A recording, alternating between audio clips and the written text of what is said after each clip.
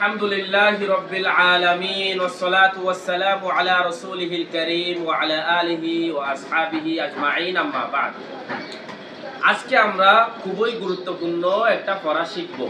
যেহেতু তোমরা ইবতিদায়ী ছাত্র, তোমাদেরকে খুবই সহজে বোঝানো হবে, যদিও বা উপরের ক্লাসে গিয়ে এগুলো আরো বিস্তারিত আরো ব্যাপকভাবে পড়ানো হবে। যেহেতু তোমরা ইবতিদায়ী ছাত্র, আরবি সাহিত্য পড়তেছো, আরবি ভাষা শেখার চেষ্টা করছো, এখানে আমরা খুব সহজে আজকে এই বিষয়টা আলোচনা করব। ঠিক আছে? আজকে আমাদের আলোচিত বিষয় হলো, কি লিখলাম দেখো তো, মুফরাদুন মুসান্না জামউন। মুফরাদুন মুসান্না জাম, এটার বাংলা হলো মুফরাদ মানে এক বচন, মুসান্না মানে দ্বিবচন, জাম মানে বহুবচন। মুফরাদকে অনেকে ওয়াহিদ বলে, ওয়াহিদ। আবার অনেক সময় মুসান্নাকে কিও বলে তাসনিয়া, এবং জামাকে তো জামাই বলে, বিভিন্ন ভাবে বলে। মুফরাদ, মুসান্না, জামা, ওয়াহিদ, তাসনিয়া এভাবেও বলে আরবিতে। আর বাংলাতে কি বলে?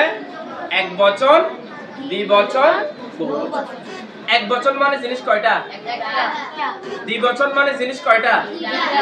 আর বহুবচন বলে জিনিস কয়টা বোঝাবে? অনেক, দুই এর বেশি হলে তখন বহুবচনের শব্দ ব্যবহার করতে হবে। কথা বুঝছো তো? মুফরাদ মানে জিনিস কয়টা? মুসান্না মানে জিনিস কয়টা? জামা মানে জিনিস কয়টা? অনেকগুলো, দুই এর বেশি হইলে। ঠিক আছে? মুফরাদ, মুসান্না, জামা, এটা তো বুঝছো? মুফরাদ, মুসান্না, জামা বুঝছো? তো মুফরাদ, মুসান্না, জামা, প্রথমে আমরা মুফরাদটা বুঝি। যেমন মুফরাদের নিচে আমি লিখে দিলাম কি? কিতাবুন। কিতাবুন মানে কি? বই বলে যে কোনো একটা বই, যে কোনো। তাহলে এখানে জিনিস কয়টা বুঝিয়েছে বাবা? কথা কয় না, জিনিস কয়টা বুঝিয়েছে? একটাই তো বুঝিয়েছে। কিতাবুন মানে কি? তাহলে বুঝতে পারলাম কিতাবুন শব্দটা কি মুফরাদ না মুসান্না নাকি জামা? যেহেতু জিনিস একটা বোঝাচ্ছে, তাহলে এটা মুফরাদ শব্দ, ওয়াহিদ শব্দ, এক বচন শব্দ কিতাবুন, এটা, তাই না?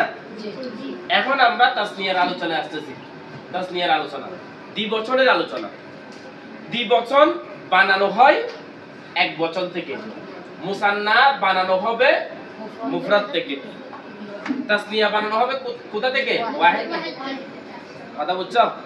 এক বচন আরবি শব্দ এক বচন থেকেই, আরবি শব্দ দ্বিতীয় বচন কি? দ্বিবচন বানানো হবে। এখন দ্বিবচন বানানোর নিয়মটা কি বলো? দ্বিবচন বানানোর নিয়ম কি, কে বলতে পারবে? এক বচন শব্দটির শেষে কি বাড়াই দিবা? আলিফ নুন অথবা ইয়া। এখন কখন আলিফ নুন বাড়ানো হবে, কখন ইয়া নুন বাড়ানো হবে, সেগুলো আরবি ব্যাকরণের ক্লাসে তোমরা উপরের ক্লাসগুলোতে গিয়ে পড়বা। আপাতত এতটুকু শিখো, দুটোটা জেনে রাখো যে এক বচন শব্দের শেষে এক বচন শব্দের হবে অথবা ইয়া নুন যুক্ত হবে। তাহলে কি হয়ে যাবে? মুফরাদটা কি হয়ে যাবে? মুসান্না হয়ে যাবে। ওয়াহিদটা কি হয়ে যাবে? তাসনিয়া হয়ে যাবে। এক বচনটা কি হয়ে যাবে? দ্বিবচন হয়ে যাবে। যদি জিনিস একটা বোঝাই, এখন মুসান্না হয়ে যাওয়ার পরে অর্থের মধ্যে জিনিস কয়টা বোঝাবে? দুইটা। যেমন দেখো, কিতাবুন এটা মুফরাদ না? জি। এবার কিতাবান এটা দেখো তো, কিতাবুনের শেষ অক্ষর কি ছিল? এক বচনের শেষ অক্ষর কি ছিল? বা। কি ছিল? বা।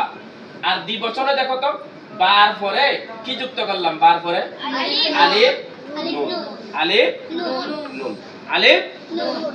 তাহলে কি হয়েছে বলো? কিতাবানি। এবার বলো, কিতাবানি অর্থ কি হবে? অর্থ কি হবে? বড় করে বলো না। দুটো বই। কয়টা বই? তাহলে কিতাবানি বলে এখন অর্থ কি হবে? দুটো বই। তাহলে দ্বিবচন। অথবা তুমি কিতাবুনের বার পরে কোন সময় কি যুক্ত হবে? ইয়া নুন। যেমন আমি লিখছি দেখো,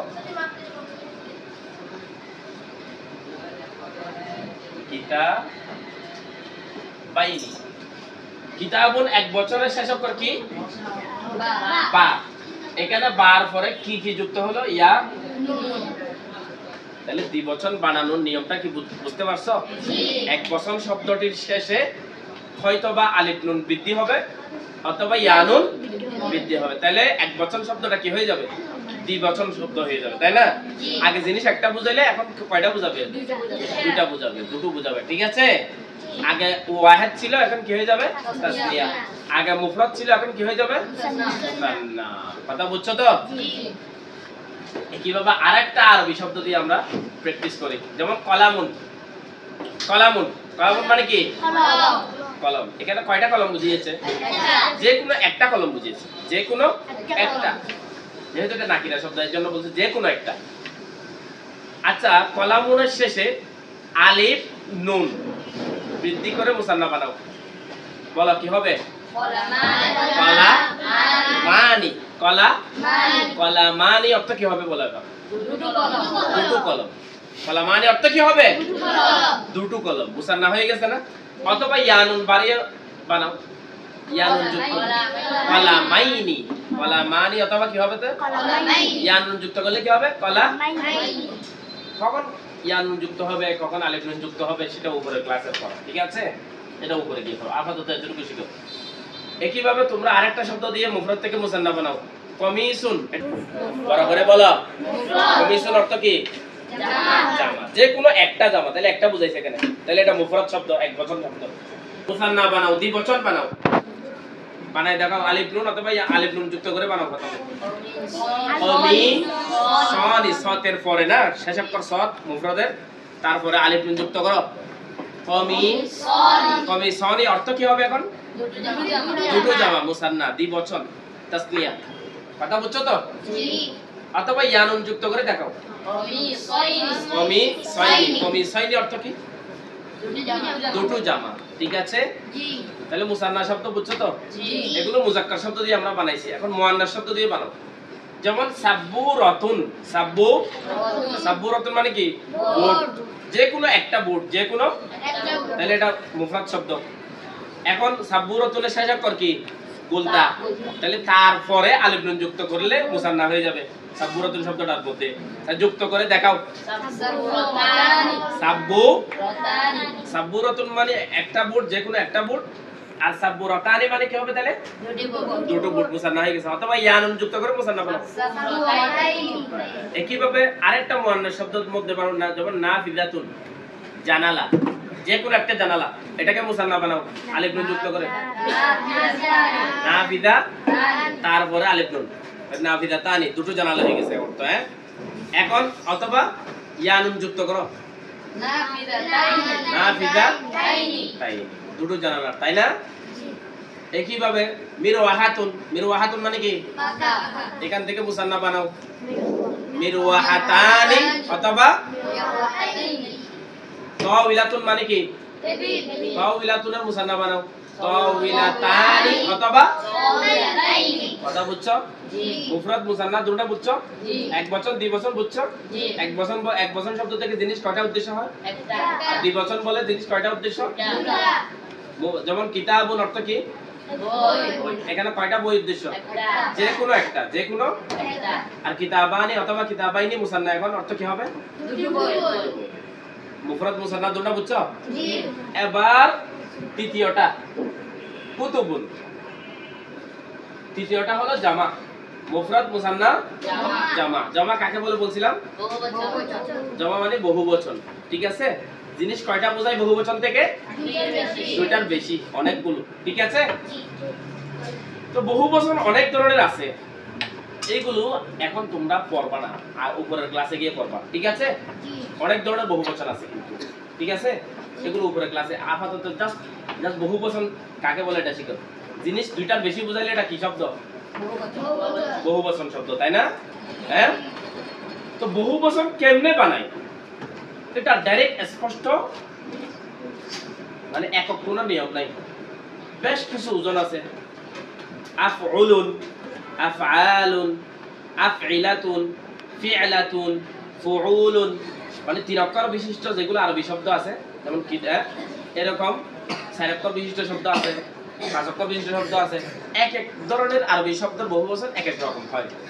তো আপাতত আমরা যেহেতু তোমরা ইবতিদায়ী ছাত্র, আমরা এদিকে যাচ্ছি না, মানে কোন কোন ওজনে আসে, কোন কিভাবে কিভাবে বহুবচন বানানো হয়, ঠিক আছে? আফিলুন ওজনে বানায়, ফিআলুন ওজনে বানায়, ফুউলুন ওজনে বানানো হয়, আফআলুন ওজনে বানানো হয়, ঠিক আছে? ফাআলিলু ওজনে বানানো হয়, ফাআলিলু ওজনে বানানো হয়। বেশ কিছু নিয়মে বহুবচন বানানো হয়, সেগুলো এখনো তোমরা বুঝবা না, এগুলো উপরের ক্লাসে গিয়ে বুঝবা। কেমন? কথা বুঝছো তো? ক্লাসের ছাত্র তোমরা জাস্ট উস্তাদ থেকে বহুবচনগুলো মুখস্থ করবা।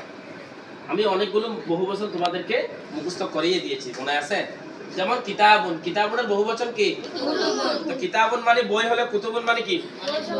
বই সমূহ, বইগুলো, অনেক বই, এ ধরনের অর্থ হবে, তাই না? আচ্ছা, আরেকটা বলো, কলামুন। কলামুনের বহুবচন কি আসে যায়? আকলামুন।